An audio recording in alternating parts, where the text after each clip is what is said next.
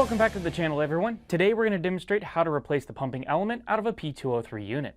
It is a very simple task to do and it takes only a few minutes of your time. Let's quickly explain how an element works. The pumping element piston is cycled by a cam lobe attached to an electric motor. The cam presses on a piston, driving lubricant into the supply lines. A spring then assists with retracting the piston so the chamber can open for lubricant to enter. For comparison, this operation closely resembles the cycling of a handheld grease gun.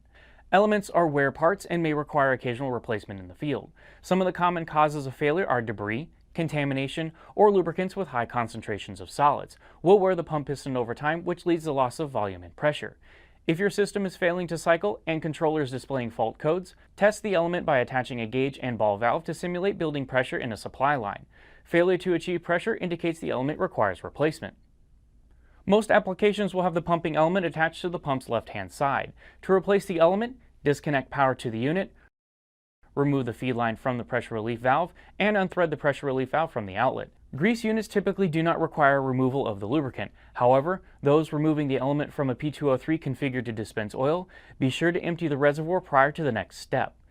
Take either a 1 1/16 socket or wrench or a 27mm socket or wrench to the element to loosen and remove from the port. Be sure that all components are removed from the port, such as the washer, piston, and spring. Verify the element type by looking at the element body. On most of them, there is a number stamped on the surface indicating which one to use.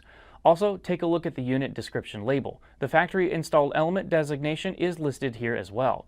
Standard element is a K6 or 6mm element. We have others available depending on the dispense volume rates or material type dispensed.